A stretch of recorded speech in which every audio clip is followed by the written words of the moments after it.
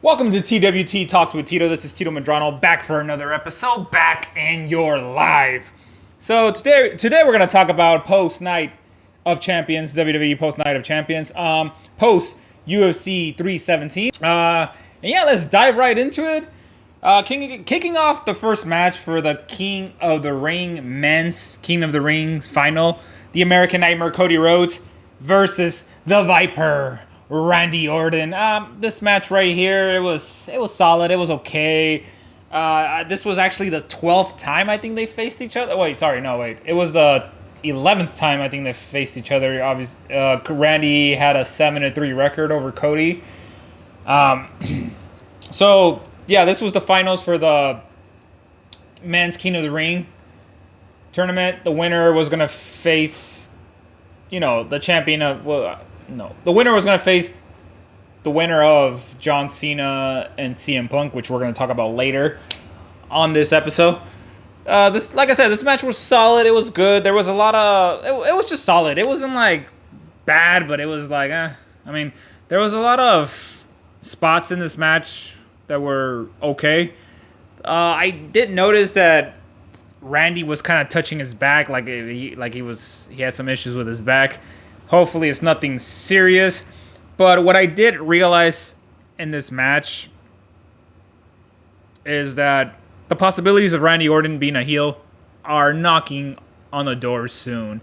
Cody Rhodes won this match. Cody Rhodes already declared that he's going to face the winner of Punk and John Cena, which we'll talk about a little later in this episode. But yeah, Cody already, has his golden ticket for SummerSlam. And yeah, as far as Randy Orton, I do see Randy Orton turning heel. I don't know if he's going to turn heel on Cody. It looks like that's probably the direction they might go. But yeah, I'm intrigued to see. I think it's time for Randy to turn heel. And Cody, we'll talk more about Cody in a bit, but I'm excited to see what he does in SummerSlam. All right, moving on to the next match. This match was a street fight. Rhea Ripley versus La Ruda, Raquel Rodriguez. This match was just, I feel like people don't give Raquel Rodriguez enough credit for how dominant she is when she's on a match. But I think this is a match where, because these girls have faced each other before, but I probably want to say that this is probably the best match they had against each other over the history of these two girls facing each other from NXT to the main roster. I feel like both of them pushed their limits, especially Rhea. We saw that spot where Rhea landed on her head, and I'm like, whoa. Look, thankfully she was okay, but it looked like her head bounced on the floor, and I'm just like, oh, that's not good to see. But overall, this match was solid as well too. I feel like Rhea Ripley and Raquel Rodriguez really brought the best out of each other. I would definitely say this is probably one of the best matches they had over the time they faced each other. But yeah, obviously there was interference with Roxanne Perez. We know that Liv Morgan is out. She had successful surgery, which is great, but she's going to be out for a couple months. Wish her all the best. But yeah, Roxanne Perez went out there for the rescue. And again, Roxanne Perez is having a fantastic year this year, and she keeps it up all the time. Every time I see her, she's either not in a match or being involved in a scenario that has to be involved with the match, or just a storyline, let alone. But yeah, we saw that Rhea put the trash can over her and just, did the knee. And man, she took that like a champ. Rhea and Raquel Rodriguez, she did the Radicator on top of the ropes while the table is there and just pins her 1, 2, 3. Rhea wins this match. Rhea is scheduled to face Io Sky at WWE Women's Evolution, which is going to be WWE Evolution, which is going to be, it's going to be a fantastic Women's Evolution pay-per-view. I'm excited for that match. Let's see if Rhea finally beats Io, because her record, she has not been able to beat Io Sky 1-on-1. But yeah, Rhea Ripley wins this match. And it looks like Raquel Rodriguez and Roxanne Perez are now the women's tag team champion. So it's kind of good that they did that because I feel like those belts, they shouldn't do a tournament for those belts. I think it's great that Raquel and now Roxanne are now the new champions. The Texas girls are now the new champion, which is great. All right, moving on to the next match, which this is the match that, quite frankly, I was more intrigued and more curious for. Sami Zayn versus Karrion Kross. Look, I'm not... Here's the thing. There's a lot of things about this event that I'm not really thrilled with because there's a lot of, like, talent that I wanted to go over, but the opposite did. Like, I'm not mad that Sami Zayn went over, so I'm just going to get right to it. Sami Zayn did win this match, and this was a good match. This was actually a good match. I'm not mad that Sami Zayn won. I had a feeling that he was going to win, but it would have been awesome if they would have gave it to Karrion Kross. I feel like Sami didn't need the win, if I'm being honest. But I get it, you know, Sami, you know, he's Arabic descent, even though he was born in Canada, but his parents Arabic descent. So it was gonna, you know, they're in Saudi Arabia, so they're gonna give it to Sami regardless. Yeah, Sami won this match. Like I said, it was a good match. I feel like this is probably one of the best matches. There wasn't great matches in this event, but this probably was. If I have to do a rundown, which I'm doing right now, this is probably one of the best matches that was going on. And I feel like it would have been awesome if Kross would have won it, but hey, you know, they're kind of continuing the storyline. I mean, Kross did attack Sami on Raw, so that's going to continue. And yeah, honestly, I feel like Sami Zayn, I hope, and I cross my fingers, because the Royal Rumble is going to be in Saudi Arabia. I hope Sami Zayn wins the Royal Rumble. I know it's a lot to ask, but I feel like it could be possible. And I think they're kind of, you know, they're getting to that level with Sami Zayn where they want to push him to that level. And I think it's time for him to, like, you know, he talks about he hasn't won a world title yet. So, you know, they're building it up slowly but surely. Hopefully they do it next year. I don't think they're going to do it this year because I think there's a lot going on this year with John Cena's farewell tour. You know, Seth being Money in the Bank winner. You know, possible Roman coming back. We don't know when. Even though there's talks about him, the Street Fighter movie, and also Cody Rhodes. They're announcing that he's going to be a part of it too. So there's a lot going on. Obviously, Cody Rhodes getting the belt back probably. So where is Sami going to fit in that scenario? We don't know. We just don't know. But we do know that Sami has a promising future this year and next year, and hopefully we're in it. But I think the rivalry with Kross, it's going to continue, which is great.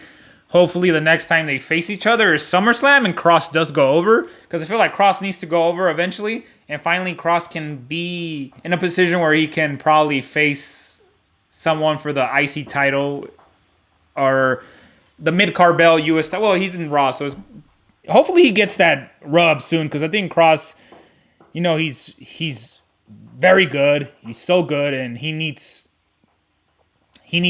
that push, I would say. And yeah, he needs to be in more PLEs. Like I want to see him in SummerSlam. I don't want Karrion Kross to miss another big major PLE. He already missed WrestleMania, Royal Rumble, Money in the Bank. We need to see him in SummerSlam. He has to be in SummerSlam. I hope he's involved in SummerSlam. And him versus Sami has to happen again at SummerSlam, I believe. All right. Moving on to the next match, which was, I think we got 3 more matches. There was only 6 matches here. So let's move on to the next match for the United States title. Jacob Fatu versus Solo Sikoa. We know the rivalry between these two guys has been extended a lot on SmackDown. You know, we saw what happened in Money in the Bank. My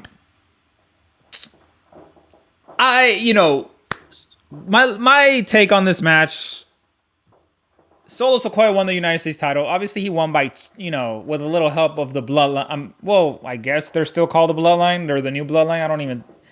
But yeah, the group. So, Jacob Fatu losing the belt kind of shocked me. I didn't think he was going to lose the belt right away. You know what I mean? well, he had it for 70 days, but I thought Jacob Fatu was just going to continue that run. But you take the belt from Jacob, where does he go from here now? We know that he's kind of like in a partnership with Jimmy Uso, Solo Sikoa. We know that Tamatonga's still injured, so he didn't show up. We know JC Mattel, Jeff Cobb showed up. Tangaloa's back, and then the other, they didn't. I'm surprised Michael Cole and Wade Barrett didn't announce the guy's name. He's brothers of Tangaloa and Tamatanga. It's a tall guy. They didn't say his name, which is shocking. Either they did or they didn't, but they were talking about, like, he's part of Japan, he was known in Japan. Hopefully they say his name on SmackDown. Personally, I never seen the guy, so I don't even know the guy's name.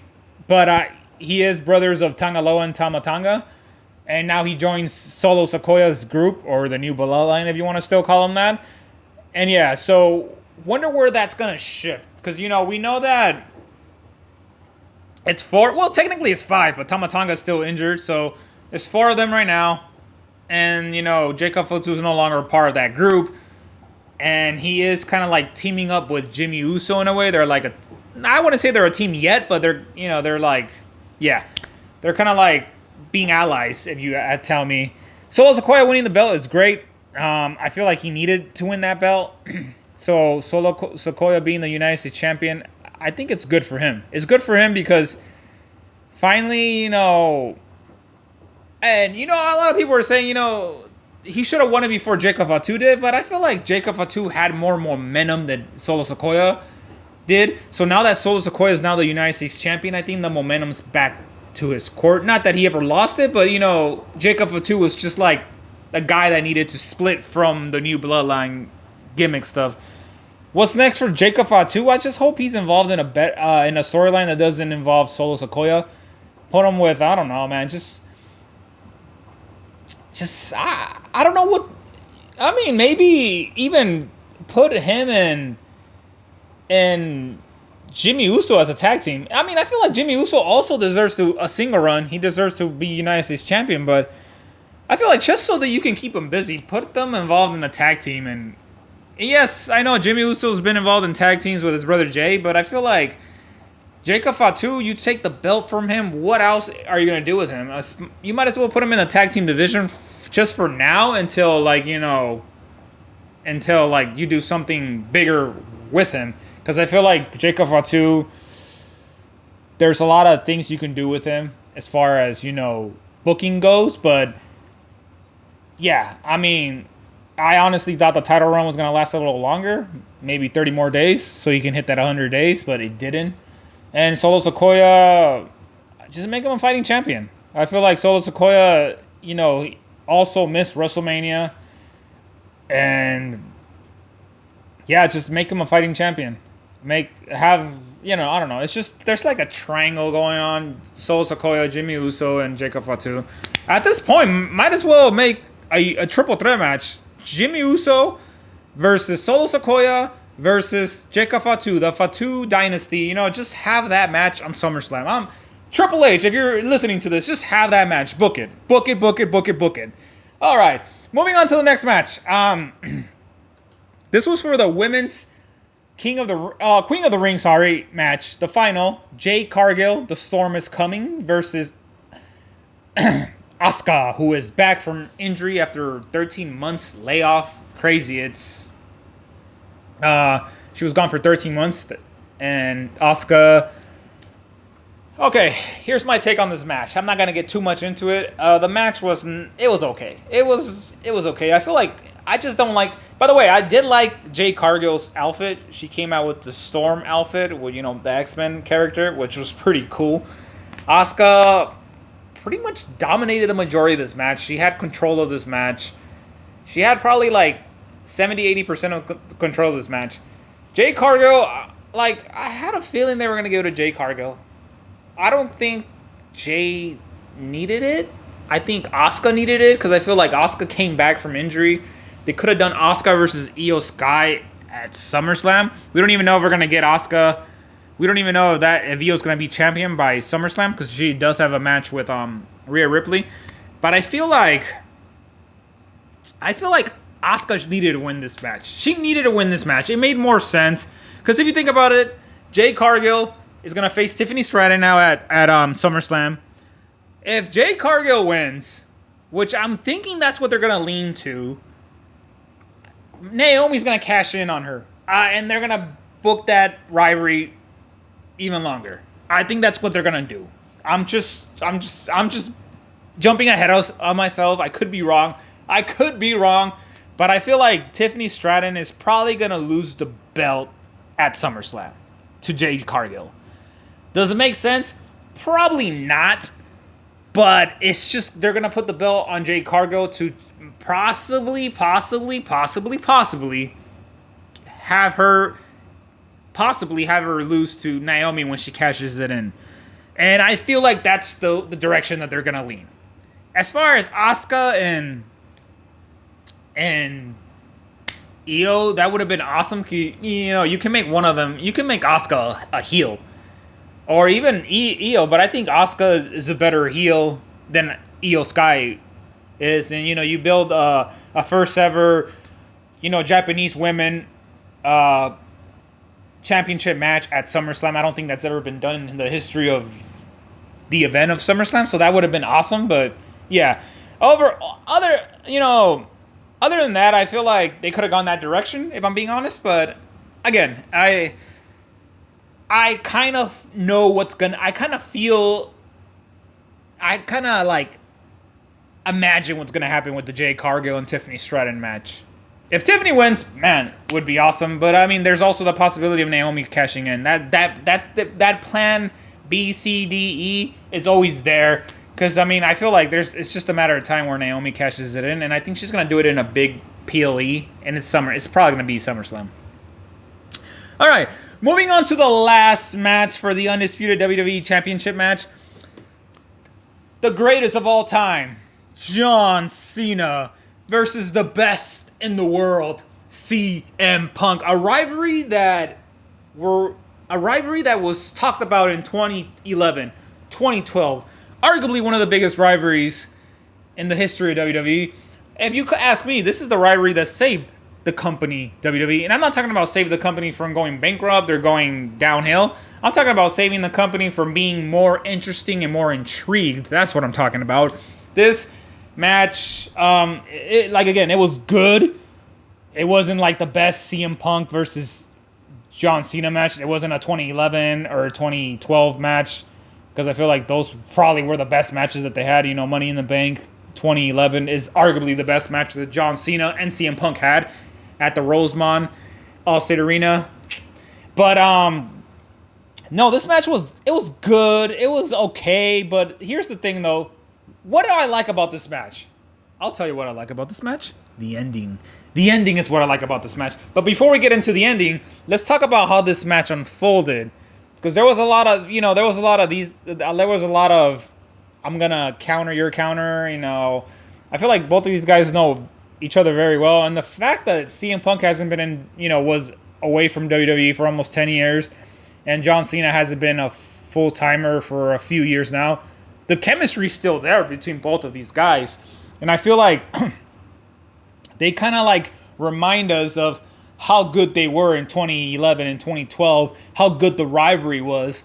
And again, we talked about John Cena's rivalries, and this rivalry is in there. And if you haven't watched that episode, when you're done watching this one, go watch that one, please. Or yeah, go watch it. But yeah, this match was okay. There was a lot of referees being knocked out. We saw that happen, and then when that happened, Punk was looking for the ref, and then Seth Rollins' music hits, comes in with the Money in the Bank briefcase, comes in with his guys, Bronson Reed, Braun Breaker, and his wise man, Paul Heyman. So, Seth Rollins was in the intention to cash in. Braun Breaker, Bronson Reed go in there, try to attack CM Punk, and we saw that CM Punk, Seth Rollins, they attack CM Punk. John Cena's out, 2 out of the ring. Seth Rollins calls out a ref. The ref is running. John Cena goes, nah, boom, pushes him down. And then John Cena, in a way, John Cena and CM Punk were kind of allies. John Cena gets in Seth Rollins' face, like, you're not cashing in. You're not doing no cash in right now. So that happens and they take out the Bronson Reed, they take out Braun Breaker, and then we have that moment where John Cena takes out Seth Rollins temporarily. We have that moment where John Cena and CM Punk, CM Punk CM Punk sticks out his hand and John Cena sticks it out. They shake hands, they hug it out. But we saw that John Cena, that's that face that he did against Cody Rhodes. Like, for a moment, here's the thing. We talked about Randy turning heel. It's a matter of time where John Cena's going to turn a face. It's just a matter of time. And I think it's going to happen. I think it's going to happen after SummerSlam or during SummerSlam. And he's trying to kick, CM Punk on, he's trying to kick him like he did Cody. CM Punk saw that a mile away. Just trying to do the GTS, and Seth Rollins gets the briefcase, hits CM Punk in the head with it. John Cena takes out Seth Rollins, and then 1, 2, 3 wins the match. Look, overall the ending was probably not the ending we all wanted, but it was the perfect ending for the last time that CM Punk and John Cena face each other. It was a perfect ending. Like John Cena teased us with he was gonna be a face again, but he's all like, no, I'm still a heel. But yeah, to me it was a perfect ending. Seth Rollins was bummed out he didn't cash in. When is he gonna cash in? We don't know. But John Cena continues to be the undisputed WWE champion, and we know that Seth and Punk are far from over from these guys are. I feel like these guys are gonna face each other the next upcoming 5 years if CM Punk and Seth Rollins are still around for 5 more years in WWE. But, yeah, John Cena continues the farewell tour as undisputed WWE champion. So now we're going to have John Cena versus Cody Rhodes at SummerSlam, the rematch from WrestleMania 41. And a lot can happen there. Maybe the final boss might show up. I hope he does. But, yeah, a lot can happen. And, yeah, we're going to have that rematch. And what is my take on Night of Champions? Honestly, I'm going to be nice. I'm going to give it a 6 out of 10. I just feel like I said, I'm not mad that Sammy went over. I like Sammy. I'm glad he went over. Would have been awesome if Cross would have went over. But, Asuka versus Jade Cargill, I really wanted Asuka to go over. Randy Orton versus Cody Rhodes, I feel like that match could have been better, but I feel like there's a lot of things going on. I feel like Randy's gonna turn heel eventually, and I'm all for it.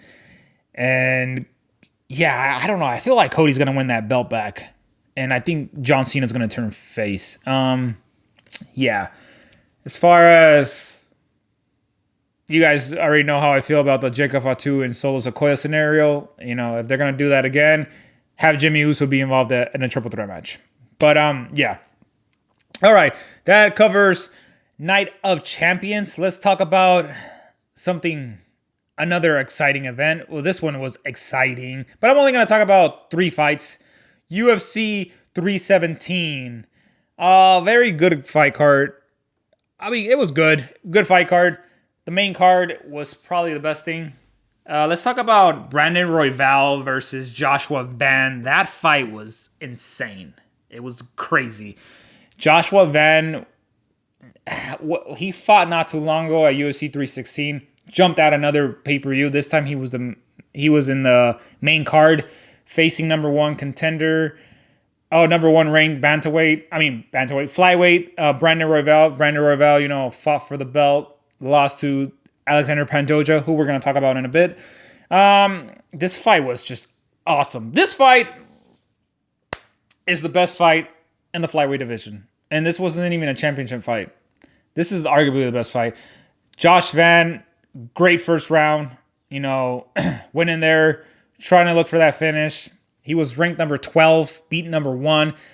Brandon Royval was picking it up, and he was getting, he started to pick it up. But round 3, I feel like Joshua Van did enough to win this fight. This fight was insanely good. Fight of the night for sure. Both Joshua Van is in a position where now he's going to face the winner of the next match the next fight we're going to talk about. This was for the UFC flyweight title, the champion Alexandre Pantoja versus Kai Kara-France.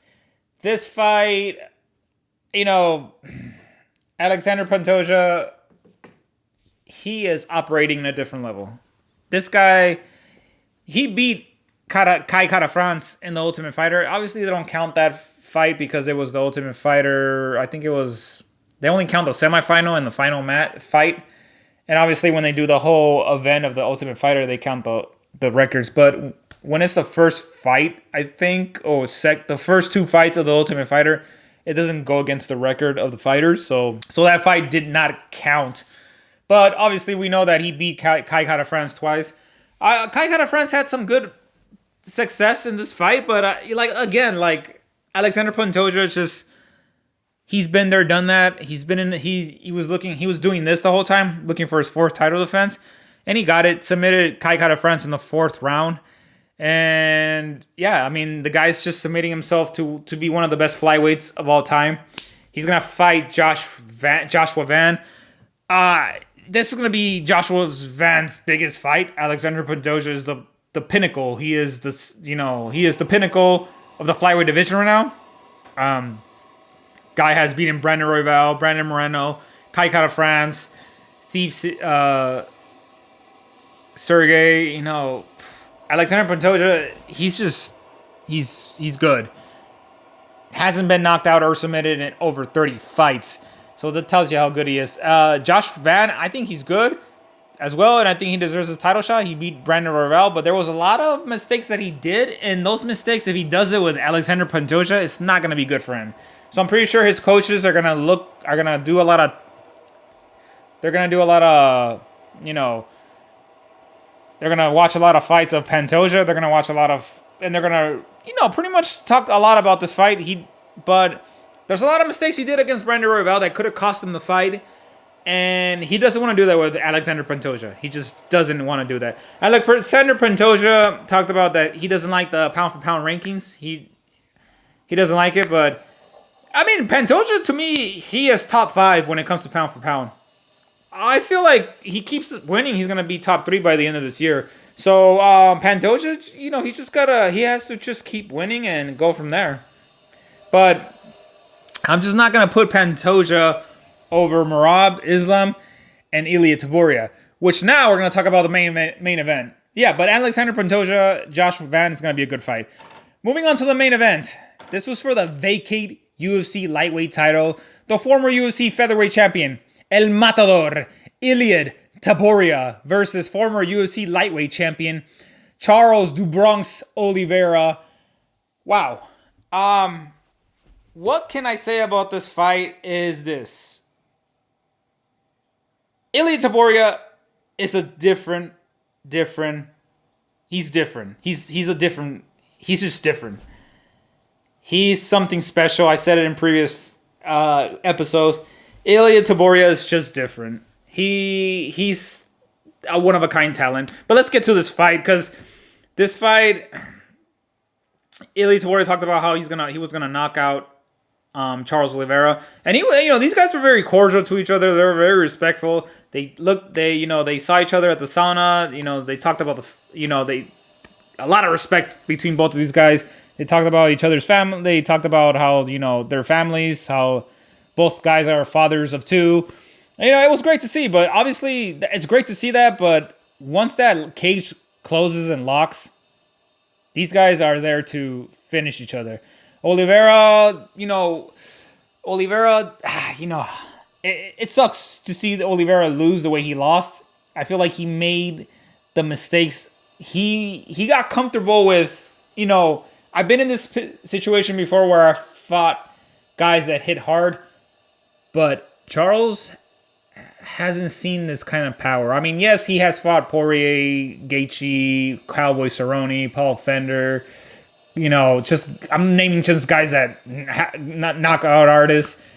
Cobb Swanson at one point. He fought all the elite fighters: Michael Chandler, Frankie Edgar, Anthony Pettis. You know, I can go on and on of all these guys that he fought, but he hasn't fought anybody with the kind of sharp power mixed with combination. You know, he had a success where he had Ilia Taboria on a leg lock. Ilia Taboria just did a great job just reversing that. And the mistake that Charles Oliveira did, me personally, for you know, when I saw this fight, the mistake that Charles did was that he wanted to exchange with Ilia Taboria on the pocket. You don't want to do that. Look what happened to Volkanovski. He did the same mistake and it cost him. The same thing, Max Holloway. He did the same thing, but you know, Holloway was keeping the distance more. And I think that's what Volkanovski and Charles Oliveira didn't do. They didn't keep the distance with Ilia Taboria. And when you don't keep the distance with Ilia Taboria, he's gonna capitalize, regardless of how many fights you had in the UFC, regardless if you've been a former UFC champion, regardless of who you are and what resume you have. Ilia Taboria will capitalize if you don't keep your distance. And that's exactly what he did. Ilia Taboria saw that he had the advantage standing up, but also was cautious that he knows that, you know, Charles, he can punch and he can drop guys. He did it against Chandler. He did it against Gaethje. You know, the guy can punch. But Ilia Taboria was not going to fall on the game of Oliveira with Oliveira. You know, Oliveira's very comfortable with getting hit and taking it to the ground right away. Ilia was not gonna fall for that. And I feel like the moment he exchanged in the pocket with Charles Oliveira and through that combo where he gave him the right hand and the hook, man, the way he knocked them out cold. And here's the thing, though. Here's the thing. Yes, Charles Oliveira has 11 losses. Don't let that fool you, because this is a different Charles Oliveira. But listen up to what I'm going to tell you. Yes, Charles Oliveira has been finished by TKO. TKO, not KO, TKO. He got finished by Cobb Swanson, Max Holloway, Cowboy Cerrone, and Paul Fender by TKO. But all those four of those guys that I just mentioned did not knock him out, did not like put him to sleep, like did not put his lights out like Ilia Taboria did. Ilia Taboria is just different. That power is different. That power is just one of a kind. You know, people want to compare him to Conor McGregor. Yes, Conor has that one hit quitter power that back in the day, but this is different. This is some different stuff that I'm seeing. Different. And Ilia Taboria became UFC lightweight champion, becomes the 10th two-division champion in the history of the UFC. Ilia Taboria is a star in the making. Ilia Taboria is going to have that belt for a while. And I feel like Islam going up weight, kind of like, now I want to see Ilia Taboria versus Islam Makhachev. I feel like that fight eventually needs to happen. Yes, Ilia Taboria is going to face, well, we don't know who he's going to face next. We know that Paddy Pimblett went into the cage, and those two guys dislike each other. He talked about, Elliot said, oh, because, you know, Paddy Pimblett was there, Arman Sarukian was there, and Justin Gaethje was there. I don't know what's going to go on in that division. We know that there was a back and forth between Ilya and Paddy. Here's the thing, though. I am totally against doing these money fights lately, but I'm making an exception with Ilia Taboria versus Paddy Pimblett. I feel like that fight needs to happen. That fight's going to generate a lot of money. Why? Because Ilia Taboria is a star. Paddy Pimblett, say what you want about him, is a star too. Yes, ideally, Ilia Taboria versus Arman Sarukian makes more sense because this is the fight that makes more sense in the division. But the thing is, Arman Sarukian didn't make weight, according to what I heard. He just didn't get hurt. Now Dana White's saying that he didn't make weight when he was supposed to fight Islam. That fight should happen too. But I also talk about how Armin Sarukin kind of did struggle when he faced Charles Oliveira. But Ilia Topuria versus Armin Sarukin is a must.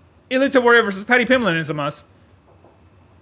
Ilia Topuria versus Islam Makhachev is a must. Yes, Islam Makhachev is now chasing the 2-division championship, so he's going up welterweight.